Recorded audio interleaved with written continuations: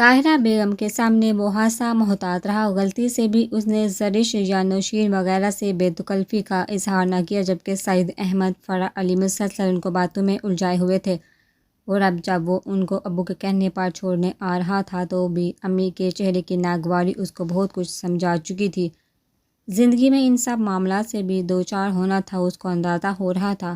سمیان بھائی کیا بات ہے، اتنے چپ چاپ کیوں ہیں؟ گاڑی کی پچھلی سیٹ پر بیٹھی نوشین محسوس کیے بغیر نہ رہ سکی۔ اس نے فوراً پوچھا، نہیں نوشی، کوئی بات نہیں، یوں ہی چپ تھا۔ تم سناؤ، تمہارے سسرال والوں کا کیا حال ہے؟ سمیان احمد نے پوچھا تو نوشین کنفیوز ہی ہو گئی۔ سسرال کے نام پر اس کا ہمیشہ یہی حال ہوتا تھا۔ زرش سمجھتی تھی، اسی لیے خوب ریکارڈ لگاتی تھی، اب بھی چہکی۔ سمیان بھائی، اس کے سامنے سسرال کا نام نہ لیا کرے، سسرال کے نام پر یوں شرمانے لگ جاتی ہے جیسے سسرال میں بیٹھی ہو۔ سمیان احمد ہنس دیا، تم تو چپ کرو بے جمالو۔ زرش کے یوں بیچ میں بولنے پر نوشی کو تب چڑھی، دیکھا کیسی بن رہی ہے، چاہے دل میں لڈو پھوٹ رہے ہوں۔ نوشی کا جی چاہا کہ کوئی چیز زرش کے سر پر دے مارے۔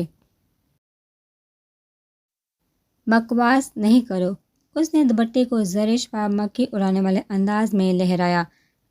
عفان بھائی کی اکثر کال آتی رہتی ہے، وہ بیچارے نوشی سے بات کرنے کو مچلتے رہتے ہیں، اور بی بی ہیں کہ فون کے پاس بھی نہیں بٹکتی، زرش نے سمیان احمد کو بتایا۔ سمیان نے گاڑی ڈرائیو کرتے ہوئے بغور دیکھا، کھلکھلاتا حساس چہرہ عجیب بہار دے رہا تھا، کوئی فکر کوئی ٹینشن نہ تھی، شام والے رویے کا عکس ڈھونڈنے سے بھی نہیں مل رہا تھا۔ سمیان بھائی، یہ بکواس کاری ہے، اس چڑیل کی باتوں کا یقین مت کیجیے گا۔ نوشی نے فوراً تردید بیان جاری کیا، اس کو دونوں بہنوں کی ہلکی پھلکی نوک جھوک اچھی لگ رہی تھی۔ اچھا جی، میں چڑیل ہوں، تم کیا ہو؟ اس نے نوشی کی طرف دیکھتے ہوئے کہا۔ چڑیل کی بہن، اس نے برجستہ کہا۔ اس نے مصنوعی حبکی سے سمیان کو دیکھا، سمیان بھائی آپ بھی؟ اس نے آنکھیں دکھانا چاہی، مگر سمیان احمد کا مسکراتا چہرہ دیکھ کر اس نے نوشی کو تنبیہ کی، تمہیں تو میں گھر جا کر پوچھ لوں گی، دیکھنا کیا حشر کرتی ہوں تمہارا۔ عفان بھائی کو فون کر کے تمہاری کارستانیاں بتاؤں گی، اس نے دھمکی دی۔ نوشی نے ہاتھ ہلایا، آئس کریم کھاؤ گی تم دونوں؟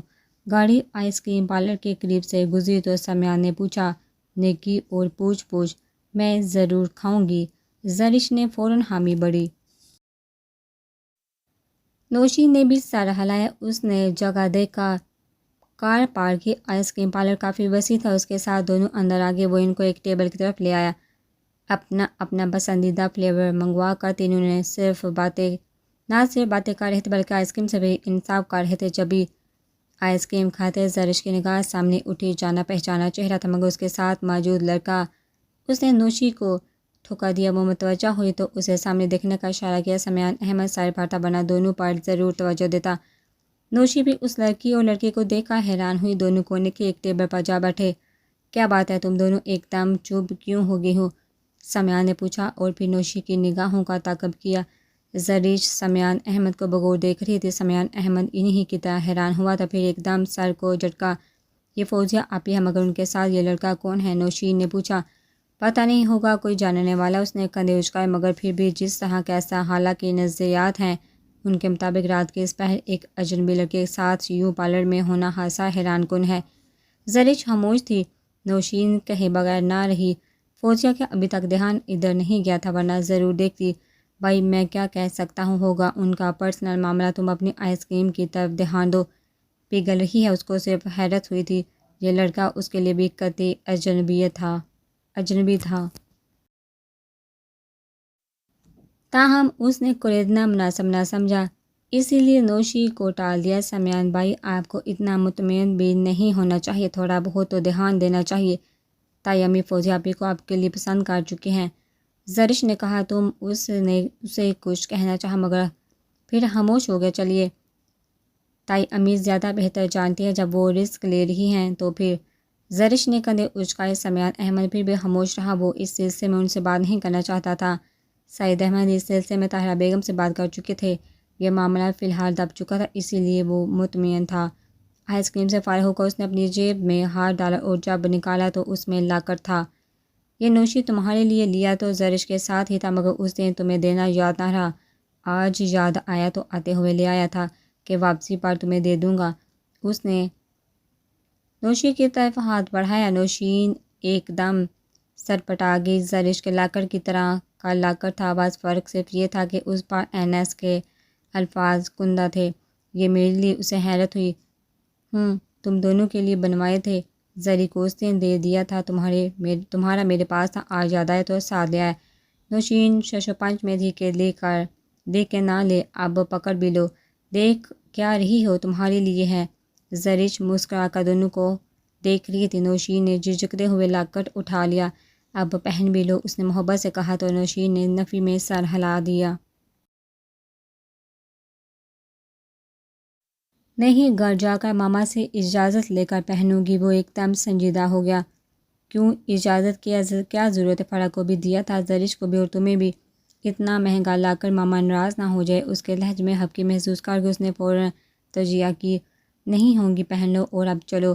وہ اٹھ کھڑا ہوا۔ نوشین نے زرش کو دیکھا۔ پہن لو، ماما کچھ نہیں کہیں گی۔ اس نے لا کر پہن لیا۔ وہ ہلکے سے مسکرا دیا۔ بے اختیار نظر زرش کی طرف اٹھی۔ وہ سر پر دوپٹہ جمائے ہوئے تھی، ورنہ اس کے گلے میں موجود لاکر ضرور نظر آتا۔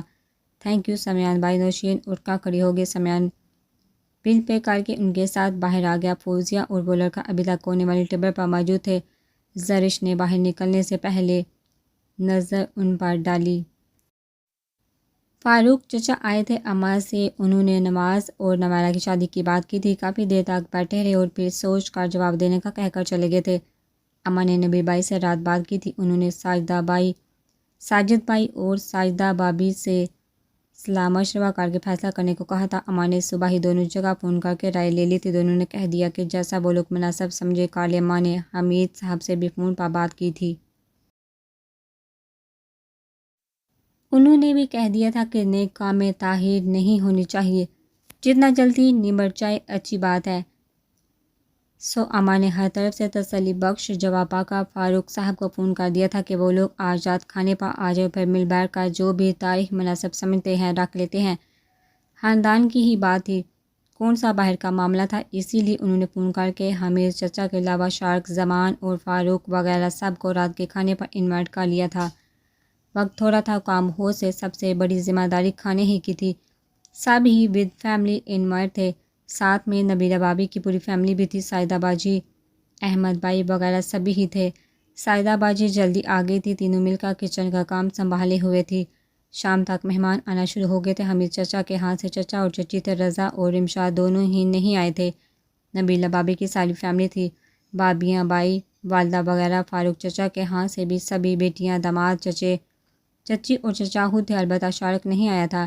نبیل بھائی 2 دفعہ فون کر چکے تھے مگر وہ ابھی تک نہیں پہنچا تھا۔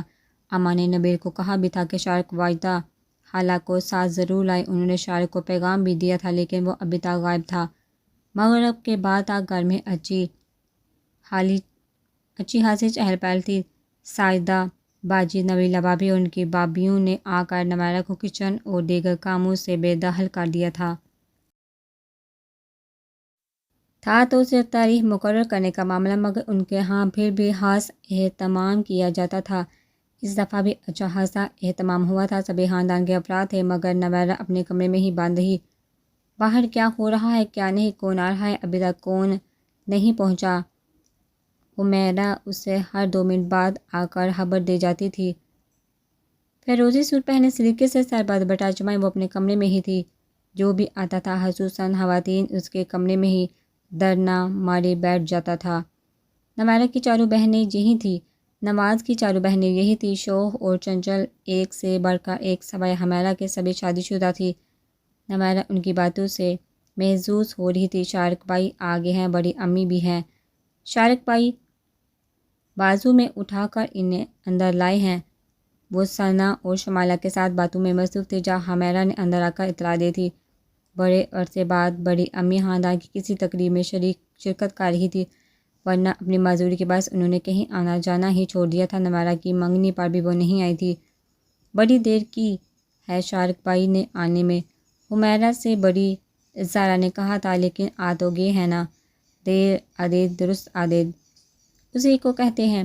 حمیرہ ہنسی، نویرہ خاموش تھی۔ شارق زمان کے گزشتہ رویے نے اس کے دل میں ایک گرہ سی ڈال دی تھی، اب اسے شارق زمان کے ذکر سے کوفت اور بیزاری محسوس ہوتی تھی۔ شارق کے متعلق اس کے تمام نیک اور اچھے جذبات واب و حائل ہو چکے تھے۔ شارق زمان کی تمام مظلومیت اسے اس کا بحروپ لگنے لگی تھی۔ کبھی وہ اسے معصوم اور حالات کا ستایا ہوا محسوس ہوتا تھا، لیکن اب اسے لگتا تھا کہ شارق زمان کی بہت سی خرابیاں اس کی اپنی پیدا کرتے ہیں۔ اس رات شاپنگ سے واپسی پر اس کی گاڑی میں بیٹھے ہوئے شارق زمان جس طرح بار بار اسے بیک مرر سے دیکھ رہا تھا، اسے سخت کوفت محسوس ہوئی تھی، اور پھر ان کے گھر آنے کے بعد روشنی میں دیکھنے پر اسے نہ جانے کیوں شارق زمان میں غیر معمولی پن کا احساس ہوا تھا۔ شارق کی آنکھوں کی رنگت، اس کے دیکھنے کا انداز، اس کی چال کی غیر ہمواری نویرہ کے دل میں ایک گرہ سی ڈال گئی تھی، اور پھر وہ دوبارہ اس کے سامنے نہیں گئی تھی۔ اسے شارق زمان کی آنکھیں انتہائی گھٹیا لگی تھی، بے باک سی۔ رمشا اس کے ساتھ گھر جانا چاہتی تھی۔ نویرہ کو اچھا نہیں لگا تھا جو چیز اسے اپنے لیے کھٹک رہی تھی وہ رمشا کے لیے کیسے سود مند مان لیتی۔ اس کے اپنے خدشات تھے کہ اس نے رمشا کو شارق زمان کے ساتھ جانے سے منع کر دیا تھا، اور پھر اس کے جانے کے بعد نبیل بھائی کے ساتھ اسے گھر بھیجا تھا۔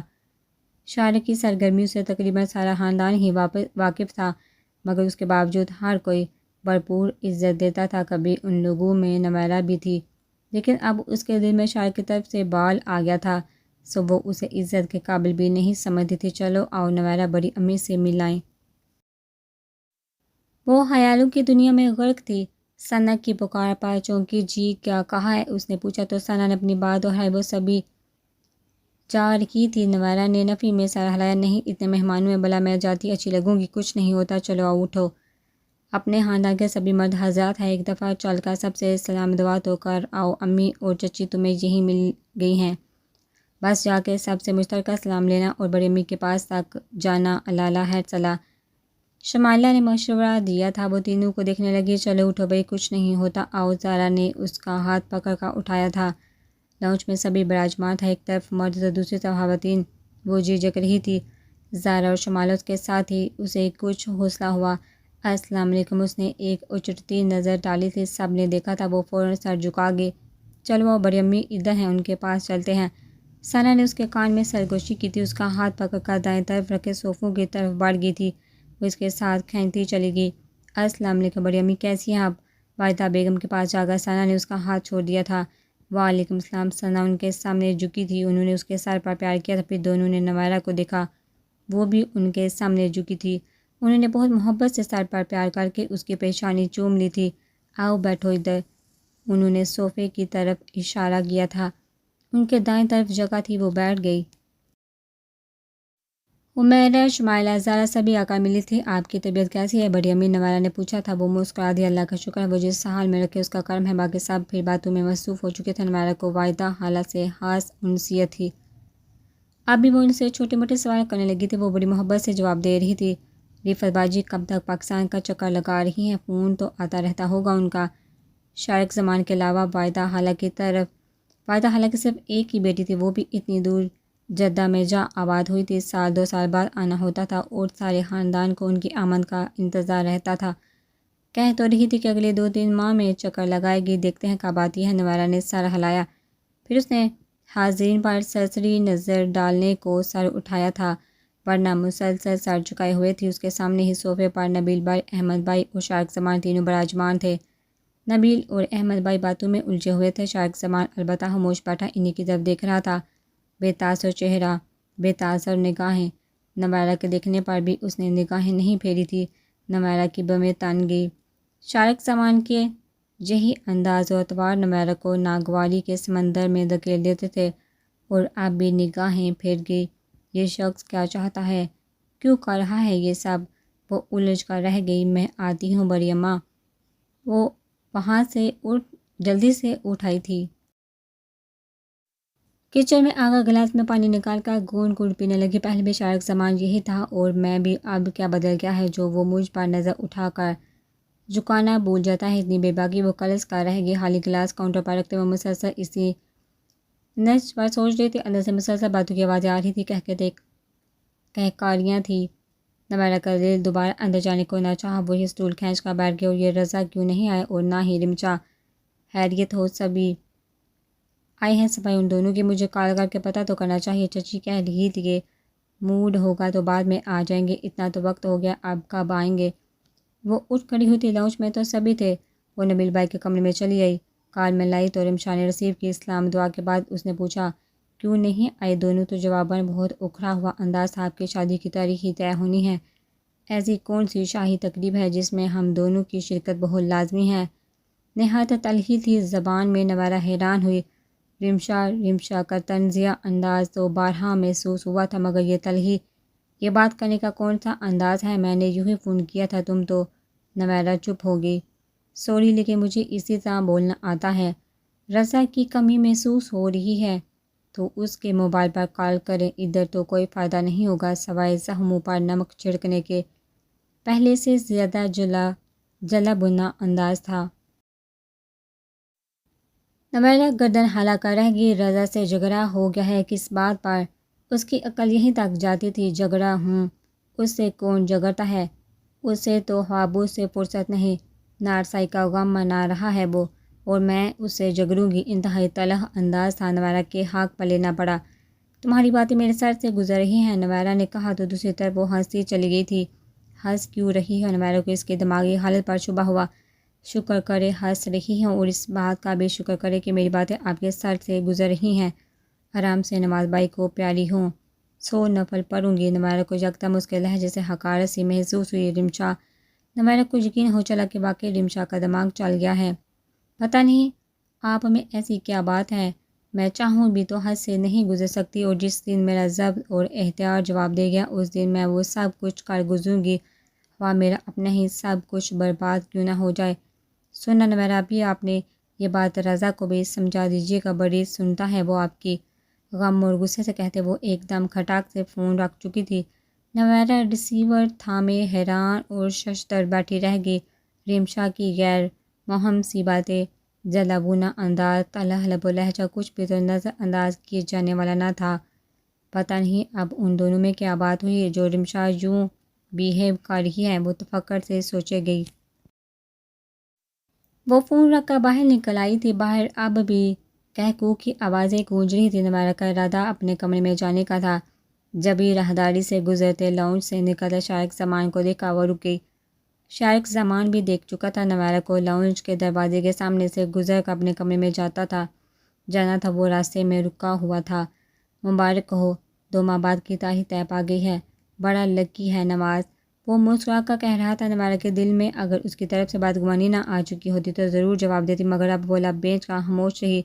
کیا بات ہے؟ بڑا روکھا پھیکا انداز ہے تمہارا، طبیعت تو ٹھیک ہے تمہاری؟ وہ بات کرنے کے موڈ میں تھا۔ نویرہ کو قوت ہوئی، تاہم اس نے اپنے تاثرات پر قابو پائے رکھا۔ جی الحمدللہ میں ٹھیک ہوں۔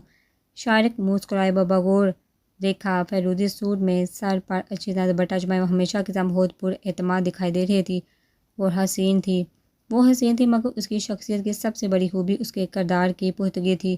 وہ خاندان بھر کی چاہی جانے والی لڑکی تھی، ہر کوئی عزت کرتا تھا اس کی، اور ایسے میں شارق زمان کے دل میں اس کا احساس کروٹیں نہ لیتا تو کیا کرتا؟ اس دن بھی تم ملی ہی نہیں، گھر آتے ہی کمرے میں گھس گئی تھی اور جاتے وقت دکھائی دی تھی، وہ کہہ رہا تھا۔ نویرہ نے بامشکل کچھ تلخ کہتے اپنی زبان روکی۔ آپ اچھی طرح جانتے ہیں، کوئی بھی ہو میں کم ہی گلتی ملتی ہوں، کزن سے تو قطعی نہیں۔ اندر کی تلخی دباتے اس نے آرام سے جواب دیا تھا، مگر رضا سے تو تمہاری بہت اچھی انڈرسٹینڈنگ ہے، سنا ہے میں نے، وہ تمہاری کوئی بات نہیں ڈالتا۔ نویرہ نے ایک گہری سانس لی۔ جی کہہ سکتے ہیں، مگر اب ایسی کوئی بات نہیں رہی، وہ اپنی تعلیم میں مصروف ہوتا ہے، اب تو شاید ہی ملاقات ہوتی ہے، نہایت تحمل سے جواب دیا تھا۔ شارق نے سر ہلایا۔ ویسے آج اچھی لگ رہی ہو، یہ فیروزی کلر تم پر بہت جچ رہا ہے۔ شارق کا سادہ سا انداز تھا، مگر انداز میں موجود اثر سادہ نہ تھا۔ نویرہ ایک دم سرخ ہوئی تھی، ناگواری تو تھی ہی، مگر ایک حجاب کی لہر بھی آ ٹھہری تھی۔ شارق نے بغور دیکھا اس کا رنگ بدلتا چہرہ، خوبصورت گہری آنکھوں پر سایہ فگن پلکوں کی لرزش، کپکپاتے ہونٹ، ہر انداز ہی قاتل تھا۔ اس کے سینے میں موجود دل پھڑ پھڑا کر رہ گیا۔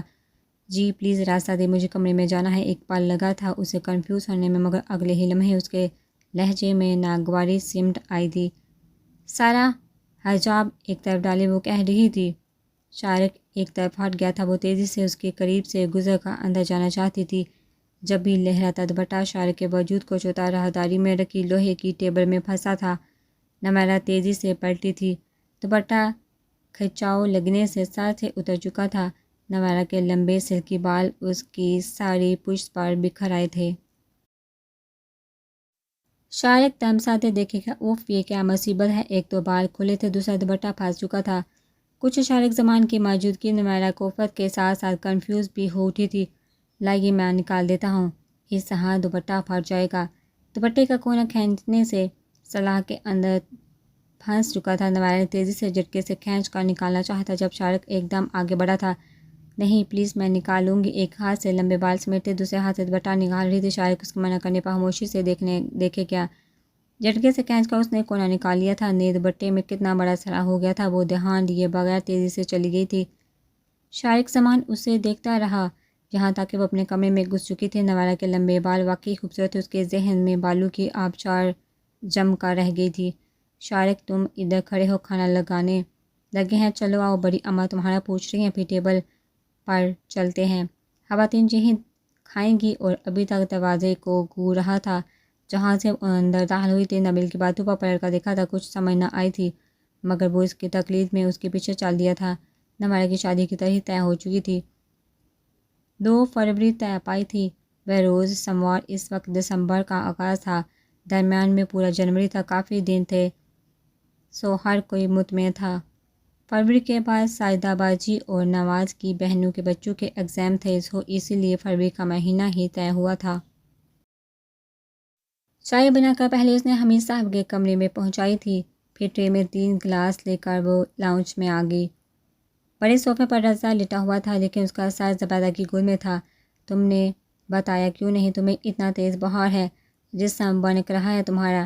رمشا ٹیبل پر ٹرے رکھتے ٹھٹکی، وہ گمسم سا تھا۔ یہ تو وہ جانتی تھی مگر بخار؟ وہ فکر مند ہوئی، کیا ہوا؟ بخار ہو گیا؟ مگر صبح تک تو یہ ٹھیک تھا۔ اس نے پھوپھو کی شکل دیکھی، رضا نے سر اٹھا کر ناگواری سے اسے دیکھا۔ ٹھیک ہوں میں، کچھ نہیں ہوا مجھے، بخار ہی ہے، ذرا سا، مر تو نہیں گیا جو اتنا فکر مند ہو رہی ہیں؟ پھاڑ کھانے والا انداز تھا رمشا تو رمشا زبیدہ بیگم بھی حیران رہ گئی۔ رضا بھلا ایسی بدفعلی منہ سے نکالتے ہیں؟ اتنا تیز بخار ہے، کم از کم بتایا تو ہوتا۔ رضا ان سے اس لب و لہجے میں کبھی مخاطب نہیں ہوا تھا مگر انہوں نے اس کے بال سنوار کر پچکارا۔ اکلوتی اولاد تھا، بے حد عزیز، نہ جانے اب اسے کیا ہوتا جا رہا تھا۔ وہ فکر مند ہوئی، چلیے اب پتہ چل تو گیا ہے۔ اسی طرح منہ چھپائے وہ کہہ رہا تھا۔ رمشا چپ چاپ کھڑی دیکھے گئی۔ کھانا کھایا؟ چچی کو نئی فکر ہوئی۔ رمشا کو دیکھا، اس نے نفی میں سر ہلایا۔ کیوں کھانا کیوں نہیں کھایا تم نے؟ اس طرح تو طبیعت زیادہ خراب ہوگی۔ انہوں نے اس کا سر اٹھایا تھا، سرخ انگارہ آنکھیں، انہیں خوف محسوس ہوا۔ دل نہیں چاہ رہا، جب دل چاہے گا تو کھا لوں گا، اس وقت تنگ نہیں کرے میں مجھے۔ ہپا بیزار انداز سے زبیدہ نے رمشا کو دیکھا، وہ بھی چپ چاپ تھی۔ چلو کھانا نہیں کھانا، دودھ پی لو، میڈیسن لے لو، جاؤ رمشا دودھ لے آؤ۔ انہوں نے رمشا کو کہا تھا، وہ فوراً جانے کو پلٹی تھی۔ نہیں مجھے کچھ نہیں کھانا پینا، بس ٹھیک ہوں میں، تلخی اب بھی تھی۔ کھاؤ گے نہیں تو ٹھیک کیسے ہو گئے؟ یہ بخار بستر پر بھوکے پیاسے پڑے رہنے سے نہیں اترے گا، جاؤ رمشا دودھ اور دوا لے کر آؤ۔ رمشا چلی گئی تھی۔ زبیدہ نے بیٹی کو بغور دیکھا، آنکھیں باندھ کے، وہ بالکل چپ چاپ تھا۔ ایسی کیفیت رضا کی تبھی ہوتی تھی جب وہ کسی چیز کی ٹینشن لیتا تھا۔ اکلوتا لڑا بیٹا تھا، اس کی ایک ایک عادت سے واقف تھی۔ رضا کیا بات ہے، کس چیز کی ٹینشن لے رہی ہو؟ وہ پوچھ رہی تھی۔ رضا نے آنکھیں کھول کر دیکھا، وہ ہنوز چانچ رہی تھی۔ رضا کی سرخ جلس سی آنکھیں پل بھر کو اٹھی تھی پھر جھک گئی۔ امی وہ سسک اٹھا تھا؟ زبیدہ حیران ہوئی۔ رضا اکلوتی اولاد کا یوں بری طرح سسک اٹھنا ان کا دل کانپ اٹھا تھا۔ کیا بات ہے، جلدی بتاؤ مجھے ورنہ میرا دل بند ہو جائے گا۔ وہ ایک دم متوحش ہوئی۔